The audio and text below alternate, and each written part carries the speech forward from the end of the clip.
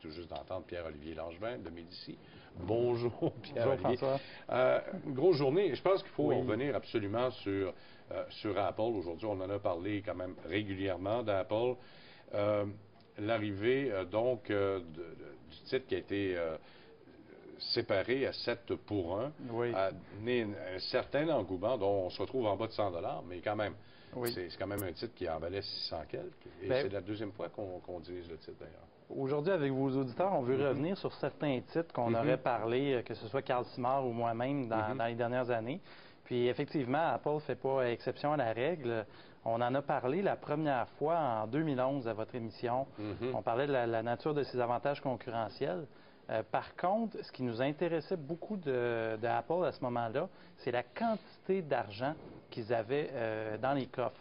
C'est une entreprise qui a eu une croissance très forte dans les dernières années, surtout en raison de l'arrivée du iPhone, l'arrivée du iPad, donc des nouveaux produits. Et puis, à un moment donné, on voyait que l'encaisse s'accumulait au bilan et elle n'était pas déployée. Il faut se rappeler, Steve Jobs n'était pas un partisan de la redistribution de capital aux actionnaires. Non, pas beaucoup. alors, nous, à ce moment-là, on l'avait recommandé à votre émission parce qu'on croyait qu'éventuellement, il allait avoir un événement de gestion de capital qui allait être favorable aux actionnaires. Alors, évidemment, on a acheté le titre, là, on va prendre les prix avant le fractionnement. On avait acheté le titre autour de 385 $ la première fois, ce qui équivaut à environ 55 $ après le fractionnement. Puis maintenant, environ 3 ans plus tard, on a un rendement de 72 %. Alors ça, c'est malgré toute la volatilité que vous avez vue sur le titre. Vous savez, quand vous êtes un investisseur fondamental, si vous voulez acheter un titre à un prix qui est faible, en dessous de sa valeur intrinsèque, vous devez, tôt ou tard, avoir l'air d'avoir tort. Et on a eu à accepter cette réalité-là, si vous regardez sur le graphique, pendant presque une année où les investisseurs momentum décriaient l'entreprise, disaient que c'était terminé. On a même entendu des gens faire des parallèles avec Nortel, avec la bulle technologique. Il faut rappeler que Apple, c'est une entreprise qui fait 170 milliards de revenus et qui est très profitable. Alors, les parallèles avec la bulle technologique, avec Nortel, pour nous, ils font aucun sens. Alors maintenant, comment on voit le titre aujourd'hui? Bien, on veut apporter une lumière différente. Donc, la direction a fait, selon nous, ce qu'elle devait faire. On a eu l'instauration d'un dividende qui a été augmenté à quelques reprises. On a eu un important programme de rachat d'actions. Et là, si vous voyez à l'écran M. Carl Icahn, je pense on peut lui dire merci. On peut lui dire merci. Le programme de rachat d'actions maintenant est jusqu'à 130 milliards de dollars pour la fin de l'année 2015. Alors, ça va faire beaucoup de rachats d'actions, ça va faire beaucoup de dividendes et ça va permettre justement à l'entreprise de croître ses bénéfices par action. Un retour à la croissance. Pas dans les 3 chiffres, pas des croissances de 100 % comme on voyait il y a quelques années, mais suffisamment pour justifier un cours boursier plus soutenu comme ce qu'on a vu dernièrement. Il y a eu l'entente aussi avec China Mobile. Ça faisait longtemps qu'on parlait de cette entente-là dans les années précédentes. C'est une entente qui favorise énormément l'adoption du iPhone en Chine, où c'était plus difficile, et Docomo aussi au Japon. Il y a eu cette entente-là. Ça fait seulement 6 mois, cette entente-là. Les gens ont l'impression que ça fait très longtemps, mais en bout de ligne, ça va apporter encore beaucoup de croissance pour le produit qui est l'iPhone pour les prochaines années. Et c'est ce qui faisait un peu que la croissance était exponentielle avec Apple, c'est non seulement le succès du produit, mais l'adoption par les fournisseurs un peu partout qui augmentait avec les années. Ça faisait en sorte que le produit était plus diffusé et plus acheté par les consommateurs. Il y a quand même les marges qui sont pas si mal, là, malgré tout, même s'ils sont stables. Là. Oui, mais lorsque vous voyez le titre qui a baissé dans la dernière année, c'est que beaucoup d'analystes disaient justement que les marges étaient beaucoup trop élevées, pas soutenables et qu'elles allaient chuter. Je pense qu'aujourd'hui, un an plus tard, Apple a démontré qu'ils sont capables de soutenir leurs marges en innovant, en créant des nouveaux produits. Et aujourd'hui, on a une marge qui est stable à 38-39 %, une marge brute. Pas mal. Oui, c'est ça, c'est très élevé. C'est très élevé. D'un autre côté, c'est la seule marque de commerce dans la technologie. Alors, il faut se rappeler ça, les gens aiment Apple, que ce soit au niveau de la perception ou que ce soit dans la réalité, les produits sont perçus comme étant supérieurs. Alors, Apple est capable de charger un prix élevé pour cette raison-là. Bon, et là, ce qu'on reprochait aussi au cours des derniers mois et des dernières semaines, c'est le manque d'innovation. On dirait que cette entreprise-là est en train aussi de se transformer avec différents achats et également amener plus d'applications, plus de viande autour de l'os que de leur appareil en tant que tel, parce que les appareils, c'est pas là. On est habitué sous Steve Jobs, il y avait comme une espèce de build-up qui s'installait tout le temps. Et là, c'est plus ça. Là. On prévoit même presque d'avance maintenant l'arrivée du nouveau iPhone qui est beaucoup plus gros, beaucoup plus large, d'un nouveau iPad probablement. Et ça se fait des semaines d'avance. On télégraphie presque les nouveaux produits. Sauf que là, on veut y aller avec de nouvelles choses, de nouvelles applications. Puis on l'a vu la semaine dernière, d'ailleurs. Vous le résumez bien. Apple, c'est très difficile pour une entreprise de vendre des produits physiques à tous les 3 ou 4 ans, de réussir cycle après cycle à vendre ce produit-là à tous ses consommateurs. Là où on voit un intérêt avec Apple présentement, c'est qu'il y a justement un maillage de plus en plus important qui se fait entre le logiciel, l'appareil et même un écosystème de produits. Si vous avez, par exemple, regardé la conférence de développeurs récemment, on a vu beaucoup de fonctionnalités qui faisaient en sorte que ce que vous faites, par exemple, sur votre iPhone ou votre iPad, est très facilement transférable sur votre MacBook. Alors, c'est ce type de maillage-là qui fait en sorte que ça va favoriser l'adoption des produits dans le temps, faire en sorte que les barrières à la sortie pour cesser d'utiliser les produits Apple vont être beaucoup plus élevées. Plus difficile, en tout cas. Oui, oui, oui. Et il leur manquait quelque chose, c'est du streaming. Et avec l'achat de Beats, là, parce que tout le monde parle beaucoup des écouteurs Beats, mais c'est surtout Beats Music qui les intéressait plus que les écouteurs, d'après moi. Oui. Là. Et c'est même encore plus que ça. Ah oui? Tim Cook a donné une entrevue auprès d'une firme technologique, justement. Il disait que c'est vraiment une acquisition stratégique. Et en fait, c'est comme toutes les acquisitions que Apple font. Ils sont vraiment allés chercher l'expertise de dirigeants clés dans l'organisation de Beats. Et oui, ils ont le service Beats Music. Ce qui arrive, c'est que iTunes, ça devenait difficile de vendre de la musique. Les jeunes, aujourd'hui, veulent découvrir. Et en fait, je dis aujourd'hui, mais ça a toujours été le cas. Alors, ils ont besoin de savoir c'est quoi la chanson suivante, c'est quoi la mode suivante en musique. Bon, ben, on aura l'occasion d'en reparler tout de suite après la pause, parce que j'ai une petite question surprise pour vous concernant Beats et peut-être un autre logiciel qui existe, qui est très populaire aussi. On vous revient. Pour joindre l'émission On s'investit, composez à Montréal le 514-524-3708, à l'extérieur au 1-866-450-3000 ou encore par courriel à onsinvestit@tva.ca. On parlait beaucoup qu'avec l'arrivée de Beats, ça menait du streaming sur Apple juste avant la pause. Je vous montre un site Internet. Je ne vais pas en faire de la publicité, mais moi, j'adore ce site-là. Ça s'appelle TuneIn. Peut-être que vous ne le connaissiez pas. Vous pouvez télécharger ça sur à peu près n'importe quel, sauf Apple, bien sûr, sur n'importe quel téléphone Android ou encore même sur vos BlackBerry. Et là, vous avez de la musique en streaming de partout à travers le monde et gratuitement.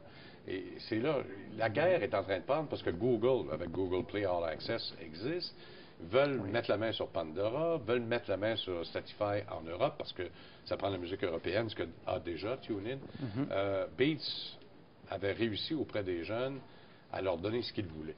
Oui. Alors, c'est là le succès de Beats et c'est ça qu'a vu Apple d'ailleurs. Oui, il y a un maillage très serré qui se fait au niveau de Beats Music entre les émotions. On parle de chaîne émotionnelle et ce que les gens veulent entendre. Donc, par exemple, au lieu de syntoniser, par exemple, sur TuneIn, une radio, par exemple, et qu'on vous impose d'une certaine façon un contenu, avec Beats Music, vous allez dire à l'application, bon, ben je suis dans le métro et j'ai le goût, je me sens heureux et j'ai le goût d'écouter des chansons relaxantes.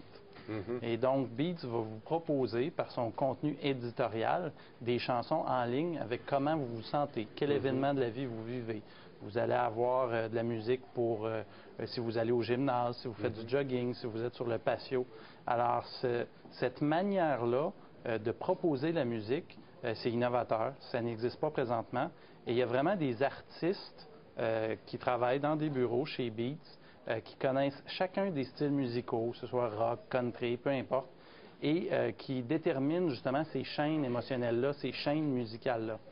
Alors, Beats s'est démarqué avec un slogan qu'ils appellent « Hear what you want ». Écoutez ce que vous voulez. Et par exemple, il y avait des artistes ou ça peut être des sportifs connus de la NBA ou de la Ligue nationale de hockey qui mettent leurs écouteurs Beats et qui sont très en vue parce que la marque est très en vue. Oui, exactement. TuneIn, soit dit en passant, est disponible sur Apple, on vient de me le dire dans l'oreille. OK, on continue sur Beats. Alors, c'est ce que vous voyez ici, l'application. Vous définissez vos choix, vous dites comment vous vous sentez et Beats vous propose de la musique. Mais ce qui est intéressant, c'est justement les possibilités que Apple va pouvoir utiliser avec ça. Évidemment, l'application va sans doute être disponible sur les appareils de Apple. Mais ce qui est intéressant, vous prenez par exemple une technologie comme Authentic, la technologie qu'ils ont pour les empreintes digitales sur le bouton Power, et vous combinez ça avec la musique que vous écoutez, qu'on vous propose en faisant votre écoute. Et là, soudainement, il y a une chanson que vous trouvez bonne, vous voulez l'acheter. Vous placez simplement votre doigt sur le bouton, puis c'est acheté parce qu'Apple a déjà votre numéro de carte de crédit.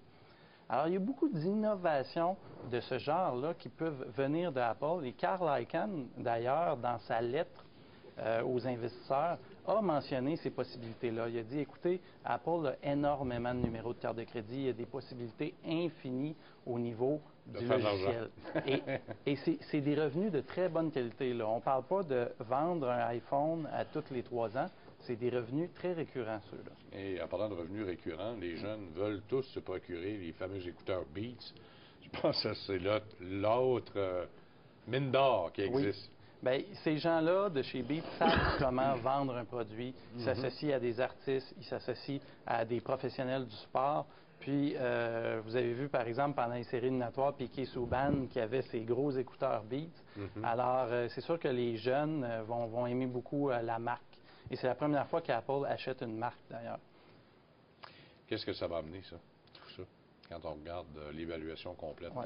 Nous, on pense qu'à long terme, ça va rendre les revenus plus récurrents. En ce moment, environ 13 des revenus d'Apple, on parle de 20 milliards, c'est énorme, viennent de logiciels, d'applications, de musique, d'accessoires. Et on pense que ce pourcentage-là va être appelé à monter, ce qui va faire diminuer les risques de l'entreprise. Maintenant, comme vous voyez, il y a des bénéfices par action prévus de 6,30. Le titre se transige à un ratio court-bénéfice de 11 fois lorsqu'on déduit l'encaisse. Alors, c'est très peu cher. Vous regardez le Standard & Poor's qui est à 16 fois les profits.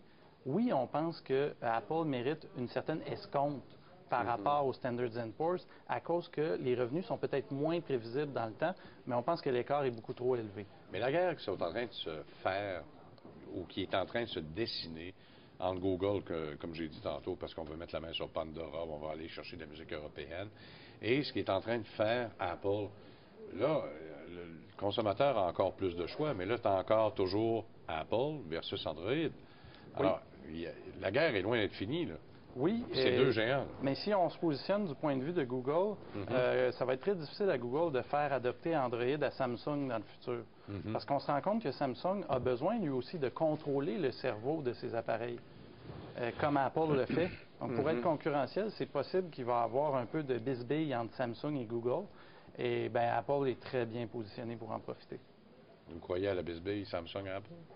Ils ne sont pas tout seuls. La bisbille Samsung et Google, justement parce que Samsung a besoin de contrôler son logiciel. Ah, OK. Et pourtant, c'est Android, là, quand même. Oui, mais c'est ça. Le cerveau des appareils Samsung est possédé par Google. Parfait. On va aller tout de suite avec une autre entreprise qui s'appelle Cooliquet et Sofa qu'on avait vu, je pense, au début de l'année. Hein? Oui. Carl Smart était venu vous présenter l'entreprise. C'est une entreprise qui en a fait sourciller quelques-uns parce que c'est moins prévisible. Peut-être que les gens vont dire que ça sort un peu de nos cordes, mais on avait été charmés par le fait que le titre était très sous-évalué.